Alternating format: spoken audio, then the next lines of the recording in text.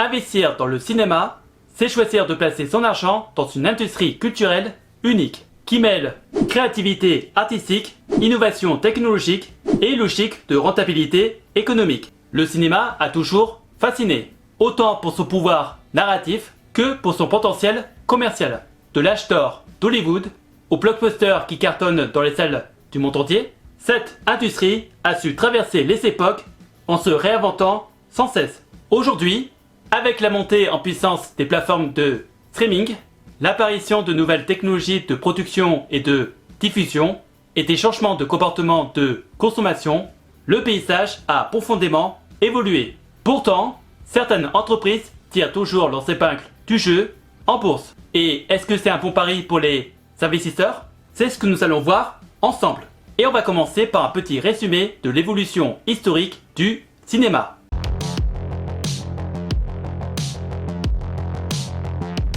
Le cinéma est né officiellement en 1985 avec les frères Lumière et leur célèbre projection au salon indien du Grand Café à Paris. À ses débuts, c'était un divertissement de foire et il s'est transformé rapidement en un art populaire mondial avec l'apparition du cinéma muet puis du parlant à la fin des années 1920. Hollywood devient le centre de la névralgique de la production cinématographique mondiale avec ses grands studios comme MGM, Paramount ou Warner Bros. Les décennies suivantes ont vu l'apparition de la couleur, puis de multiples innovations comme la pellicule 70 mm, la 3D et plus récemment le numérique et la réalité virtuelle. Aujourd'hui, l'industrie cinématographique est mondialisée. Un film peut très bien être produit en Inde et post-produit en Nouvelle-Zélande avant d'être diffusé simultanément dans plus de 100 pays. Les studios doivent sans cesse s'adapter à des nouveaux outils et à des publics dont les attentes évoluent à grande vitesse. Le numérique a bouleversé les modes de la production avec des tournages entièrement en CGI, des effets spéciaux réalistes à moindre coût et même des acteurs rajeunis artificiellement. Tout cela a profondément transformé l'économie du secteur. Et voyons comment le cinéma est présenté dans certains pays.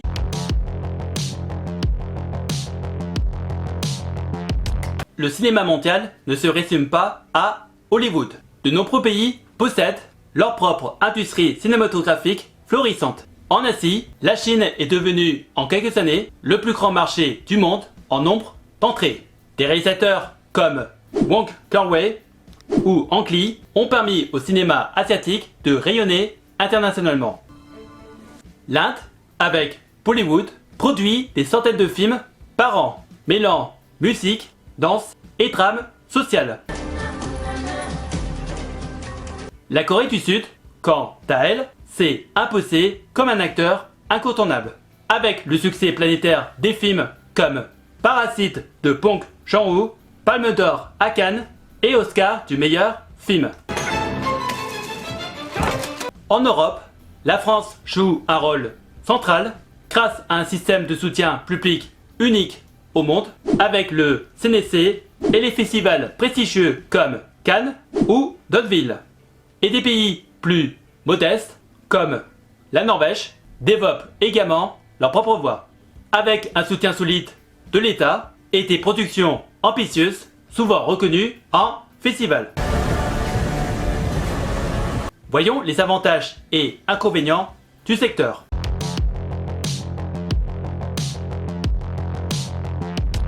Investir dans le cinéma peut représenter une véritable stratégie de diversification patrimoniale.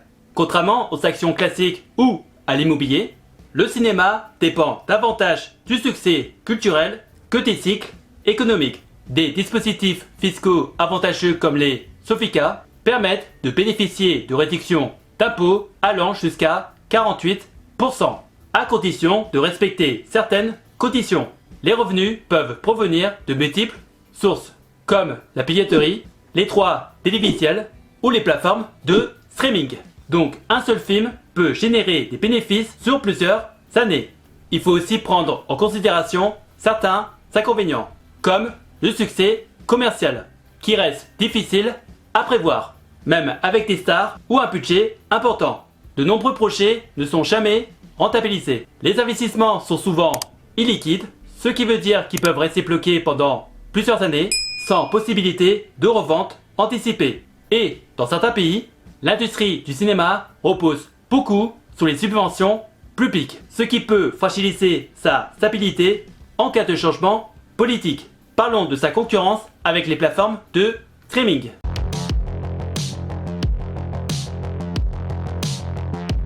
Depuis l'arrivée des plateformes comme Netflix, Amazon Prime ou Disney+, l'industrie du cinéma traditionnel est sous pression. Les plateformes de streaming offrent un accès illimité à un immense catalogue de films ou de séries pour un abonnement modique, ce qui a profondément modifié les habitudes de consommation. De nombreuses personnes, notamment les jeunes générations, délaissent les salles de cinéma au profit d'un visionnage à domicile, plus pratique et moins coûteux. Malgré tout, le cinéma en salle conserve de nombreux atouts. Aujourd'hui, il propose une expérience collective et immersive avec une qualité d'image et de son que l'on ne trouve pas chez soi. Surtout avec les technologies comme l'IMAX ou le Dolby Atmos. Les festivals, les avant-premières et les projections spéciales renforcent également l'attractivité de certains films. Les studios adaptent leur stratégie. Certains raccourcissent les fenêtres de diffusion, d'autres développent leurs nouvelles plateformes comme Disney+ ou HBO Max pour ne plus dépendre d'intermédiaires. Cela ouvre de nouvelles perspectives pour les investisseurs capables d'anticiper les mutations de ce marché hybride. Voyons quelles seraient les prochaines innovations du cinéma.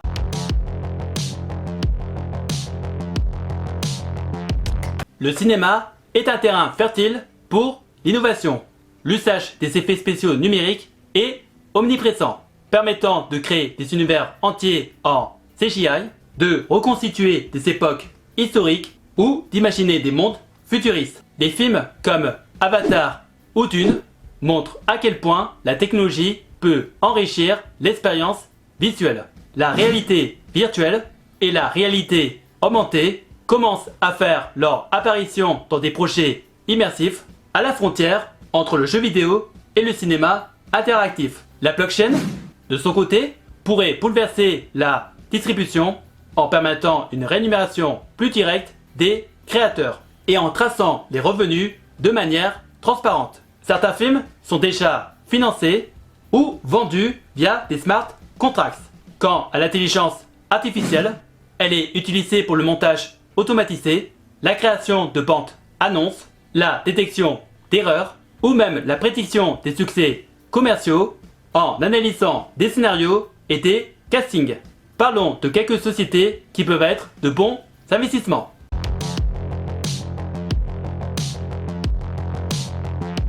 Avant que je les cite, je tiens à dire que ce ne seront pas des recommandations d'investissement et je vous inviterai à faire vos propres recherches.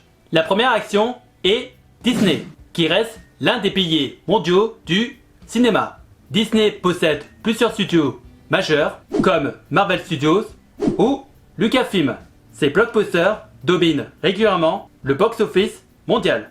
Comme Second Action, nous savons Comcast, la maison mère d'Universal Pictures, l'un des plus anciens et puissants studios de Hollywood. Universal a produit des sagas à succès comme Jurassic World, Fast and Furious ou les Mignons.